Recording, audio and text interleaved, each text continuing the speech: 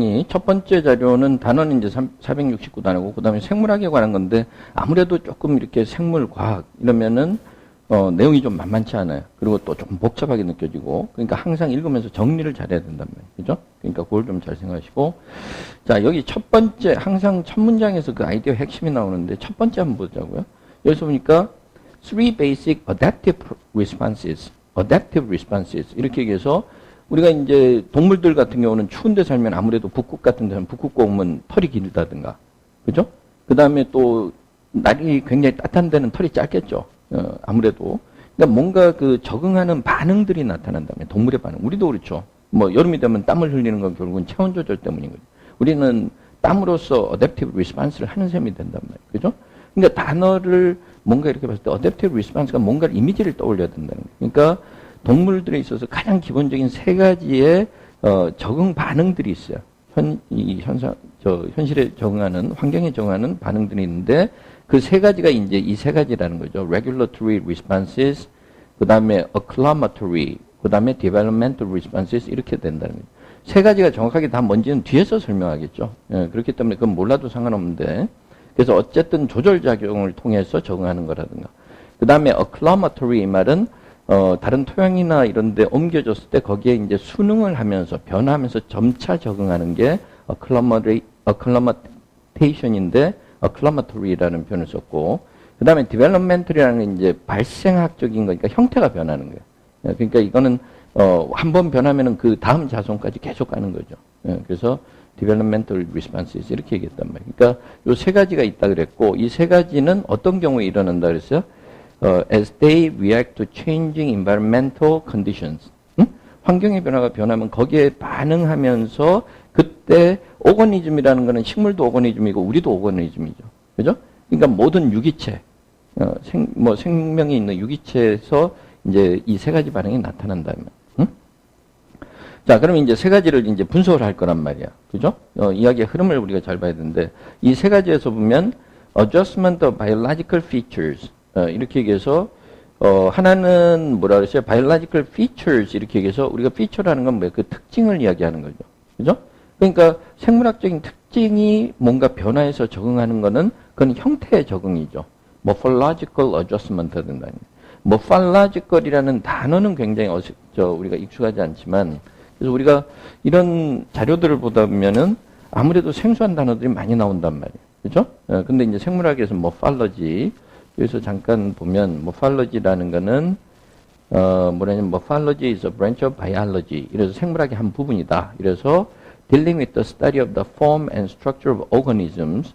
그러니까 유기체의 우리가 생물 혹은 뭐 유기체, 생물의 형태하고 구조를 다루는 거니까 형태학 정도가 되겠죠. 그 다음에 there are specific structural features. 이래서 뭐 어떤 곤충은 다리가 6개다, 8개다 이런 structural feature. 이런 것들을 다루는 게 morphology라는 거예요. 그러니까 morphological 이러면 형태학적인 거예요. 이거는 모양이라고 생각하면 돼요. 모양에 대해서 정하는 거. 그 다음에 또 하나는 뭐라 그랬어요? 여기서 뭐 adjustment of는 같이 연결되는 거니까 adjustment of 그 다음에 their use가 되는 거죠. adjustment of their use. 그죠? 이런 식으로 adjustment of their use 이러니까 하나는 또 뭐냐면 용도가 바뀌는 거예요. 그러니까 기능적인 적응이 되는 거죠. functional adjustment 이런 것들이 이제 일어난다는 거예요. 그래서 앞에서는 세 가지는 뭐였느냐 하면 이거는 변하는 환경에 대해서 대응하는 적응하는 반응이 세 가지고 이 세 가지가 나타날 때 각각에 대해서 두 가지 형태가 두 가지의 다른 방향으로 나타나는 거예요. 하나는 형태의 변화, 하나는 기능의 변화. 그죠? 그걸 조합을 하면은 수학적으로 뭐 경우의 수는 3과 2를 조합을 했을 때 경우의 수가 나오는 거예요. 그러니까 그렇게 일단 다양하게 나타난다는 걸 우리가 알 수 있다면. 자, 그러면 이제 이걸 또 하나하나 설명을 해준다는 거죠. 그죠? 처음에 regulatory responses. 아까 이제 조절하는 반응이 나타나고, 그 다음에 또 여기서 두 번째는 뭐였어요? 아까 acclimation responses. 그냥 여기서는 acclimation이라고 명사 형태로 했지만, acclimatory responses죠. 그 다음에 세 번째가 developmental responses. 이 세 번째. 그러니까 전체 구조를 보면 첫 번째 문장에서는 환경이 변하면은 우리가 동물을 비롯해서 유기체들이 반응하는 게 세 가지가 있다. 그 다음에 세 가지는 이러이러하는 거다. 그러면서 설명하고 다음 패러그래프에서 이제 좀 독립을 시켜서 developmental responses라는 걸 또 다시 설명을 한다는 거죠. 그죠? 예, 거기 조금 늦게 들어오신 분은 자료 가져오시면 되고. 자, 그래서 이 regulatory responses라는 건 뭐냐면 우리가 이제 환경의 조절 작용을 통해서 반응을 한다. 우리가 인간이 땀을 흘리는 건 regulatory한 거죠. 그죠? 예, 그러니까 이런 regulatory responses involve 이렇게 얘기해서 이런 경우에는 이런 현상이 나타난다. 이러면 돼요. involve 이렇게 얘기했고 involve라는 동사를 꼭 뭘 포함시킨다. 자꾸 이러지 말라는 거예요. 어? 그러니까 involve는 그런 상황을 설명하는 것 뿐이에요. 우리가 involve를 여기서 예문을 통해서 한번 봅시다. 자, involve 이렇게 얘기해서 무엇을 include 한다는 의미도 되죠. 그러니까 does this involve me 이러면 나도 해당되는 거야? 나도 해야 돼? 뭐 이런 거고. 그다음에 the accident involves 3 cars 그러면 그 교통사고 일어났는데 세 대의 차량이 부딪혔다라는 거죠. 그죠? 그러니까 the accident involves 3 cars 이런 식으로. 그다음에 he told us a story involving life on a farm 이 말은 뭐야? 우리한테 이야기를 하나 해줬는데 그 중에는 농장 생활 이야기도 좀 있었다. 응? 이런 이야기고. 그 다음에 또 하나는 뭔가 관련성을 이야기할 때 한번 읽어보시면 뭐랬어요? She remained involved with the organization for many years. 이 말은 그 조직에 그 몇 년 동안 계속 오랫동안 몸을 담아왔다. 우리가 remained involved with 몸 담아왔다.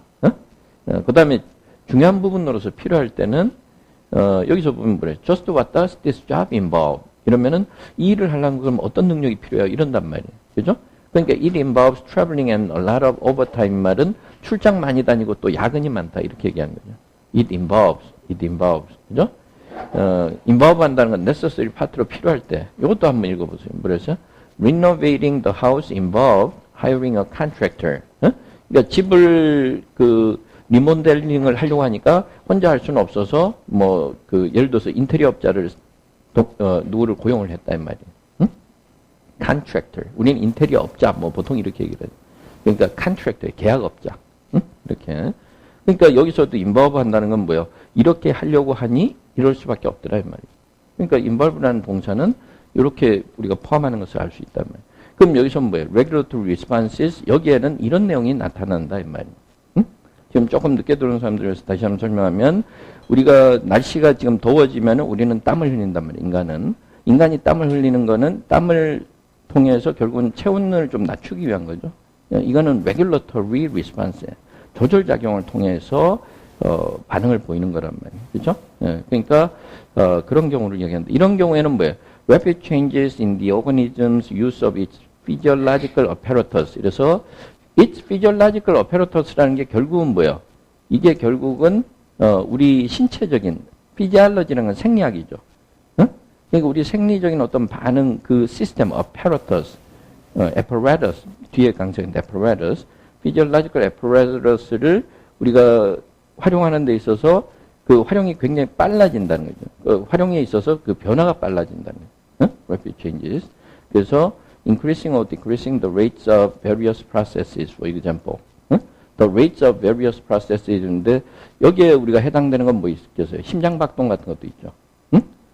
동물들이 뭐예요? 저쪽에서 어떤 사슴이 있는데 사자가 나타났다. 그러면은 몸에서 어떤 반응이 나타나요? 심장박동이 빨라지면서 빨리 도망갈 수 있도록 이제 뭔가 몸이 준비를 한다는 거예요. 그 다음에 체온 조절도 마찬가지고 이렇단 말이에요. 그러니까 말을 어렵게 했을 뿐이지만 말을 어렵게 했다고 해서 우리가 그대로 그냥 쫓아갈 게 아니라 아이디어를 항상 이미지를 떠올리라는 거예요. 그죠? 그러니까 세 가지 중에 첫 번째는 regulatory responses. 조절작용을 통해서 반응을 하는 거다. 이랬고. 그 다음에 acclimation이라는 건 아까 acclamatory 이렇게 얘기해서 어떤 순화 과정, 수능 과정을 통해서 이제 하는 것인데 acclimation이라는 단어의 의미를 한번 봅시다. 오늘만 알고 잊어버려도 상관없긴 해요. 근데 일단은 나왔기 때문에 한번 나왔을 때 정확하게는 알아둘 필요가 있어요. acclimation.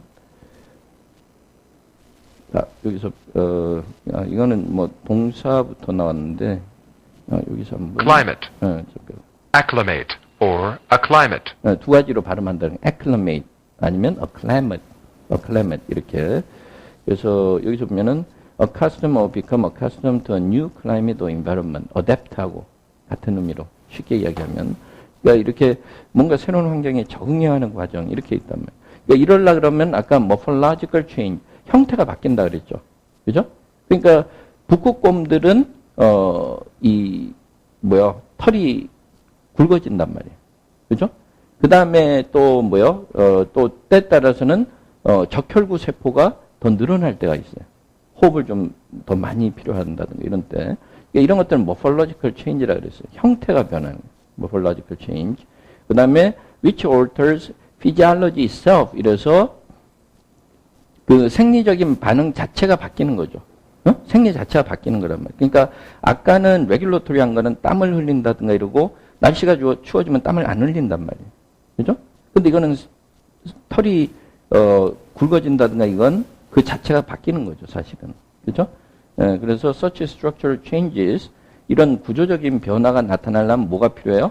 아까 such structural changes 이 말은 누구의 restructure, 어떤 과정의 restructural changes였어요? acclimation, 적응하는 과정에서의 구조적인 변화는 아까 조절 반응에서 나타나는 그 변화에 비교해 봐서 시간이 더 걸리겠죠. 당연히. 땀 흘리는 건 금방 흘리면 되지만. 그죠? 그 다음에 regulatory and acclimatory responses are both reversible. 이 말은 되돌릴 수 있다는 거죠. 그죠?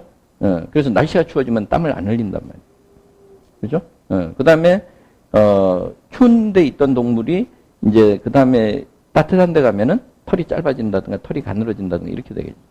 그러니까 이제 그런 식의 반응들, 적혈구 세포가 뭐 어떻다든가 이런 것들은 리버서블한 거예요. 이거는 뒤로 되돌릴 수, 가역적이다 그러죠. 어려운 말로 가역적이라는데 그 말은 어려우니까 뒤로 되돌릴 수 있다. 그런데 뭐라 했냐면 세 번째, developmental responses 이래서 발생학적인 이런 반응은 보통은 영구적으로 가고 되돌릴 수 없다는 거죠. 응? 이렇게. 그래서 예를 들어서 이건 진화와 관련된 거죠. 그래서 이제 그런 부분들은 이미 딱 굳어져 가지고 되돌릴 수 없다. 이렇게 얘기했고, 그 다음에 they become fixed in the course of the individual's development. 이렇게 해서 the individual's development 이렇게 했는데, the individual이라는 게 뭐예요? 그 한 마리 한 마리 개체. 동물이라 그러면 한 마리 한 마리의 그 발달 과정에 있어서 그것이 딱 고정된다는 거예요. 그 다음에 그 계기는 in response to environmental conditions. 이렇게 얘기해서 환경의 어떤 조건, 여기에 대응해서 그것이 결정이 되고, 결정되는 순간은 at the time of the response occurs 이렇게 얘기하는 거예요. 그러니까 반응이 나타나는 그 시기에 그게 딱 결정이 돼서 그 다음에 그 형질이 이제 유전이 되는 거죠. 그죠? 이런 식으로. 어떤 의미에서 보면 기린의 목이 길어진 것도 환경이 만약에 좀 밑에 있는 열매들은 다 먹어가지고 결국은 위에 있는 열매들만 남은 상황이 되면 이제 그 다음에는 결국은 자꾸 유전적으로 그런 종들이 살아남으니까. 그죠? 그런 것들은 developmental response라고 볼 수 있단 말이에요. 그래서 처음에 아이디어 잡기가 좀 쉽지는 않았는데 세 가지의 그 적응 과정이 있다. 반응 과정이 있다. 이랬고, 그걸 쭉 설명해 주면서 특징들을 이렇게 얘기했단 말이에요. 자, 이제 본격적으로 이야기하는 게 이제 워터벅스라는데 물장군이라고 이야기한다는데 바퀴벌레 종류예요. 바퀴벌레. 워터벅스. 그러니까 그러면 이제 어떤 종류를 하나 가지고 이야기한단 말이에요. 그래서 when such response occurs in many kinds of waterbugs 이렇게 얘기해서 많은 종류의 이제 워터벅스 이렇게 물장군류 말하자면 간단하게 얘기하면 좀 징그럽지만 바퀴벌레라고 얘기하면 바퀴벌레에서 이런 반응이 한 가지가 나타난다는 거죠. One such response 이런데 one such response라니까 이건 developmental response죠. 그죠? 앞에 두 가지는 아니고 one such response 이거는 developmental response로 보면 돼요. developmental response예요. 여기서 보면 자, 그러면 이제 구체적으로 뭐라 그러냐면 most waterbug species inhabiting small lakes and ponds have 2 generations per year 이렇게 얘기해요. 그러니까 여기서 보면은 우리가 보통 바퀴벌레나 모기 같은 거는 주로 어디에? 웅덩이 조그만 데 산단 말이에요. 그러니까 여기서는 호수라고도 이야기했고 호수나 연못이라고 얘기했는데 하여튼 웅덩이 같은데 호수나 연못에 이제 서식을 한다는 거죠. 근데 이런 애들은 1년에 2번의 세대를 거친다는 거죠. 그죠? 그러니까 수명이 한 몇 개월밖에 안 되는 거죠. 그러니까 2세대가 있는 거예요. 2 generation이 있는 거예요. 그죠? 우리는 인간은 보통 한 30년이 하나의 제너레이션이죠. 응? 그러니까 two generations 이래서 1년에 알을 낳고 죽을 때까지가 그 두 세대가 있는 거란 말이에요. 응? two generations. 자, 그러면 이제 the first가 나오겠죠. the first. 첫 번째 세대. the first generation 이야기요. the first generation.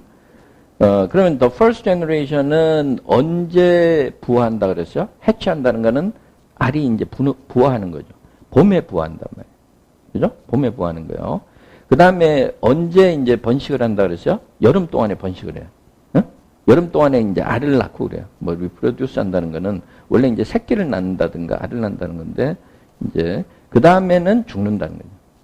여름이 지나면 이제 죽게 돼 있어요. 얘들은.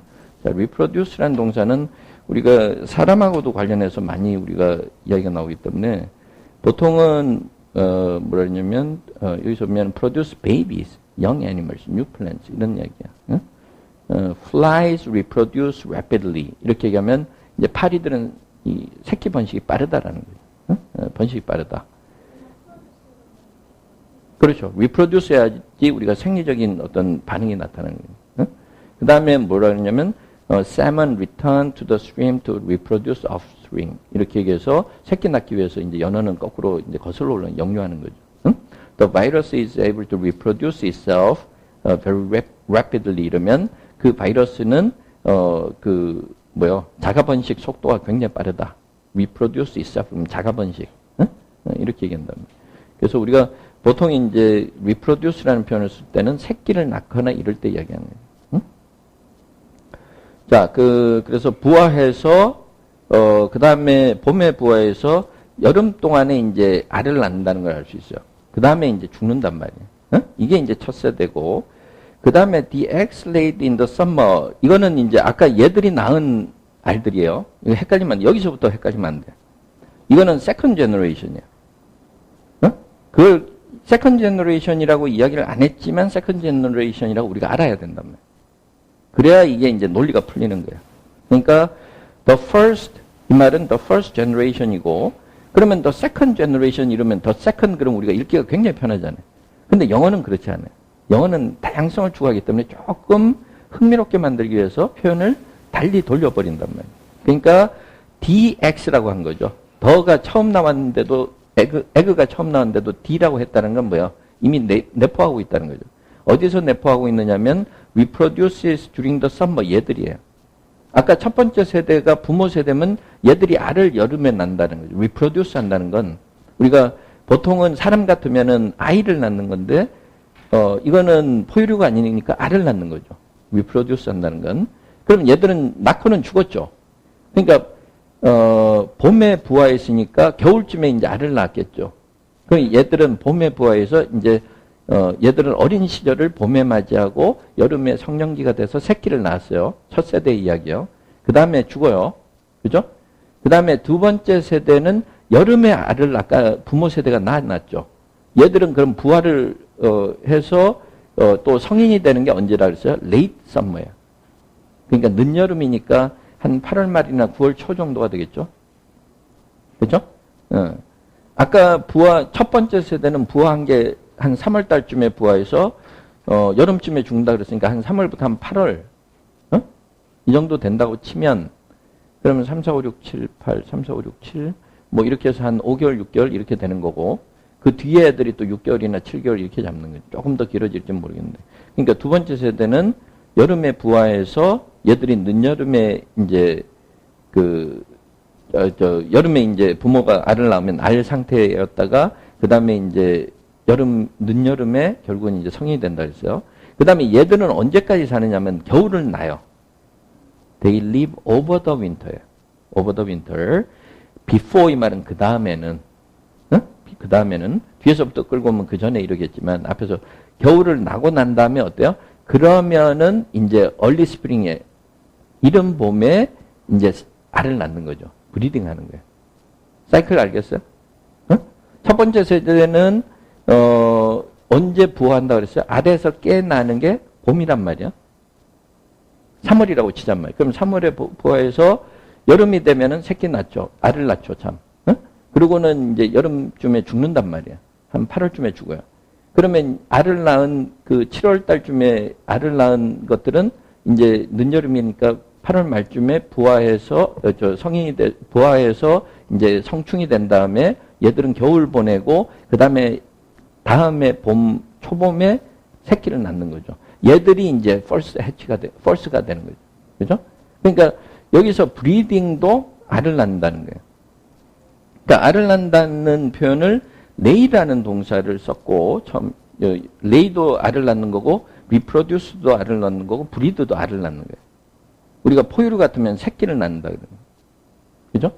그러니까 이제 사실은 이 전체 맥락을 이해하는 데 있어서 우리가 헷갈렸던 건 뭐냐면 그럼 두 세대라 그러면 첫 번째 세대는 뭐고 두 번째 세대는 어딘지를 명확하게 나눠줘야 되는데 그게 안 되니까 헷갈린단 말이에요. 그럼 읽으면서 막 머리가 굉장히 복잡해진단 말이에요. 그러니까 그걸 굉장히 조심해야 되는데 힌트는 첫 번째 세대는 언제부터 언제다. 한 3월부터 한 8월 중순이나 말이다.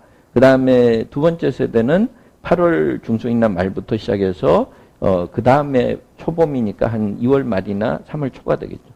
그죠? 그렇게 사이클을 먼저 생각을 해야 된다. 그래서 그걸 먼저 가지고 있어야 돼, 머릿속에. 그 다음에 reproduce, lay, breed 이런 동사들은 lay라는 동사는 lay on egg가 돼야 되고 목조가 필요하니까. 그 대신에 reproduce하고 breed는 그 자체에 포함하고 있으니까 egg가 필요 없는 거고. 그죠? 근데 어쨌든 세 개 단어는 같다라는 걸 우리가 아는 게 굉장히 중요하단 말이에요. 그래서 여기에서도 알 수 있는 것처럼 영어가 때로는 어려운 이유는 뭐예요? 이게 다 다른 단어니까 우리는 달리 해석할 수도 있단 말이에요. 한국말로. 잘못하면. 그게 기계적으로 직역을 달리 해석하는 거예요. 그러면은 길을 잃는 거예요. 응? 근데 그게 아니고, 그렇게 되면 굉장히 어려워 보이죠. 영어라는 언어가. 응? 근데 그게 아니고, 다 알을 낳는다는 이야기라서 그래서 논리가 맞구나. 그걸 알면 별거 아니네. 이렇게 되는 거예요. 그러니까 사실은 어렵게 보는 사람들은 굉장히 어렵게 보는 거고 쉽게 보는 사람은 두 개 이렇게 딱 나눠주면 되는구나 이렇게 되는 거예요. 그러니까 어느 길을 우리가 가야 되느냐 그걸 잘 생각을 해야 돼요. 응? 자, 그럼 individuals in the second 아까 그 second generation이죠. 얘들은 겨울을 낳는다 그랬어요. 이제 얘들은 이제 두 번째 세대 이야기하는 거예요. 지금 여기서부터 두 번째 세대들은 have fully developed wing. 얘들은 날개가 있어요. 그죠? 그 다음에 leave the water in autumn. 이래서 가을에 이제 떠나야 되는 거죠.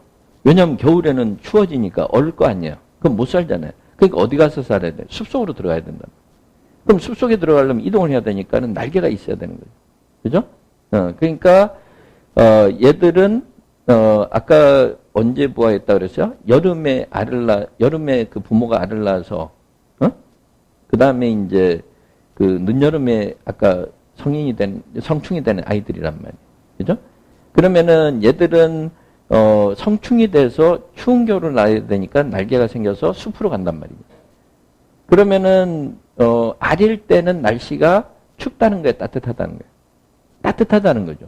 그러니까 알일 때, 따뜻할 때 알이 돼서 아래 상태로 나와서 성충이 됐을 때는 좀 추울 때쯤에 된 애들이 날개가 있다는 걸 우리가 머릿속에 기억을 해야 돼요. 자, 근데 얘들은 아까 봄에 다시 돌아오죠. 이제 물들이 이렇게 이제 조금 증발이 되고 그래가지고 조금 웅덩이가 작아졌을 거 아니야? 근데 이제 봄에 와서 거기다 알을 낳는단 말이에요. 이 알들이 아까 첫 번째 세대죠. 그 해. 응? 그죠? 그러면 이제 사이클이 우리가 이제 머릿속에 기억에 남는단 말이에요. 응? 자, their wings are absolutely necessary for this seasonal dispersal. This seasonal dispersal이 뭐예요? 계절에 따라서 dispersion은 이렇게 확산되고 이렇게 분화되는 건데 계절에 따라서 날아가기 위해서는 날개가 반드시 필요하단 말이에요. 그죠? dispersal 요거는 우리가 흔히 또 나오는 동사 disperse에서 나온 명사이기 때문에 자, 여기서 한번 보면 disperse, disperse, disperse. 그러니까 사방으로 이렇게 확산되고 널리 퍼지고 이럴 때 disperse 이렇게 얘기해요. 자, 예문 읽어보세요. Police ordered the crowd to disperse. 이 말은 뭐 군중들한테 해산하라고 해산 명령을 내렸다. 그 다음에 뭐예요? The clouds dispersed, revealing blue sky above. 이 말은 뭐예요? 구름이 잔뜩 꼈다가 구름이 걷히면서 파란 하늘이 나타났다. 이러면 되죠. Revealing blue sky above. 그죠? 구름이 걷히면서 이 말이에요. disperse. 자, 그 다음에 the fog gradually dispersed. 이 말은 뭐예요? 안개가 서서히 걷혔다. dissipated, vanished. 이래도 돼요. As the day grew warmer 이 말은 뭐야? 아침 공기가 점점 따뜻해지면서 날이 따뜻해지면서 안개가 걷히기 시작해요. 응? 그래서 disperse. 우리가 이제 명사로는 dispersion 이 단어도 쓰고요. dispersal. The police are trained in crowd dispersal. 이 말은 군중들 해산시키는 훈련을 받는다는 거예요. crowd dispersal. 응? 아까 seasonal dispersal이었단 말이에요. 그러니까 아까 뭐요? 가을에 이제 추운 겨울을 날라고 숲으로 들어가려면 날개가 반드시 필요한 거지, 얘들은. 그러니까 얘들은 반드시 날개가 있어야 돼요. 날개 없는 애들이 없어요. 두 번째 세대는 그걸 기억해야 되고, 그 다음에 이제 the summer generation이, 이게 이제 헷갈리기가 쉬운데, 그 첫 번째 제너레이션이야. 아까 early generation. 그죠? 그러니까 이제 summer라고 얘기한 거는 얘들이 여름에 성충이었다가 죽는다 그랬잖아요. 그래서 summer generation. 그러면 얘들은 overwintering generation이란 말이에요. 아까 겨울을 나는 세대. 두 번째 세대는.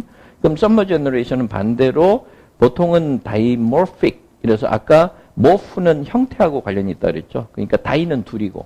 그러니까 dimorphic의 말은 두 가지 형태가 있다라는 거예요. 단어는 어렵지만 우리가 어근을 알면 되는 거예요. dimorphic. 그 다음에 뭐랬어요? Some individuals have normal functional macropterous wings. 뭐 단어는 어렵지만 일단 읽어나가면서 우리가 유출해야 돼요. 자, 그 다음에 또 하나는 딴 애들은 또 뭘 가지고 있느냐면 much reduced wings of no use for flight. 이렇게 얘기해요. 자, 그러면 이제 우리가 읽어나가면서 밑에는 Micropterus 이렇게 얘기하니까 Micropterus하고 Micropterus하고 단어의 뜻은 우리가 모른다고 이제 생각을 해야 된다면 이건 뭐 평상시에 누가 알겠어? 그죠? 근데 매크로라는 거는 우리가 거대하고 크다라는 건 알죠. 마이크로는 굉장히 작다라는 건 알고 있단 말이에요. 그러니까 매크로프터러스는 뭔가 크거나 뭐 이런 거, 이건 작거나 뭐 이런 거다. 그 다음에 앞에는 힌트가 별로 안 나있지만 normal functional wings라니까 뭐 그것도 힌트이긴 하죠. 정상적으로 제 기능을 발휘하는 날개. 이렇게 얘기했으니까 날개가 좀 크거나 있다는 얘기고. 뒤에는 much reduced wings이니까 굉장히 퇴화된 날개죠.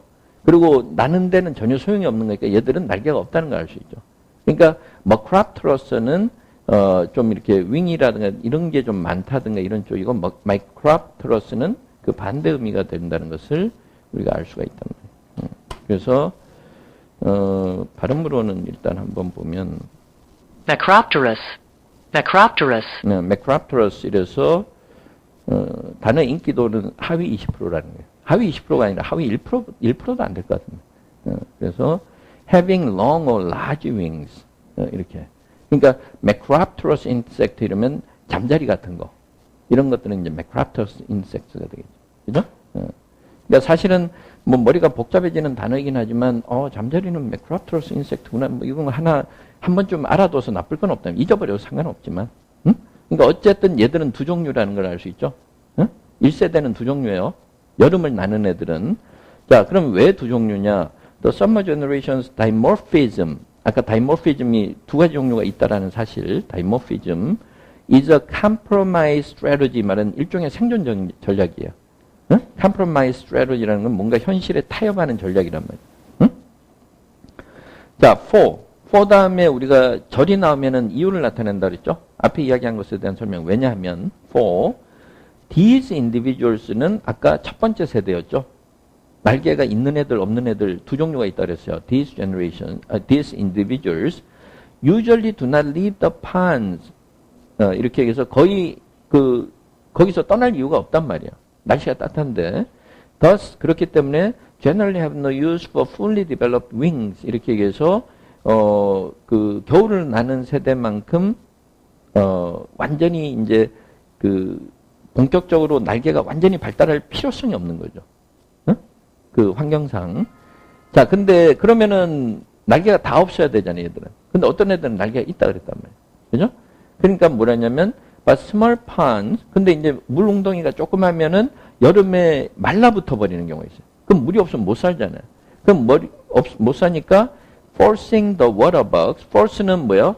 어쩔 수 없이 이렇게 하도록 만드는 거예요. 그러니까 얘들이 어떻게 할 수밖에 없어요? search for new habitats. 다른 서식지를 찾아서 갈 수밖에 없어요. 이게 바로 uneventuality라는 동격으로 지금 설명하고 있는 거죠. uneventuality 말은 이런 어떤 돌발적 상황, an eventuality. An eventuality that macropterous individuals are well adapted to meet. 이렇게 얘기해서 예를 들어서 잘 생각해 보세요. 웅덩이가 있는데 웅덩이가 말라붙어가지고 물이 없다. 그러면은 그 환경에서 딴 데로 옮겨가는데 적합한 애들은 날개가 없는 애들이에요. 날개가 제대로 돼서 본격적으로 있는 애들이에요. 날개가 완전히 발달한 애들이야. 걔들이 뭐야? Macropterous individuals죠. 이 Macropterous individual들은 2세대의 겨울을 나는 세대가 아니라 여름 세대란 말이야. 1세대란 말이야. 그러니까 우리가 머릿속으로 생각해야 돼요. 겨울을 나는 이 세대 애들은 무조건 날개가 있다.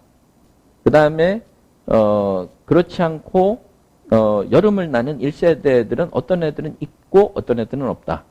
원래는 없는 게 보통인데 있는 애들은 좀 이렇게 건조한 지역이나 이래서 물 웅덩이가 빨리 마르는 지역에 있는 애들은 날개가 있다. 머릿속으로 그거는 생각해야 되죠. 그걸 반드시 기억을 해둬야 돼요.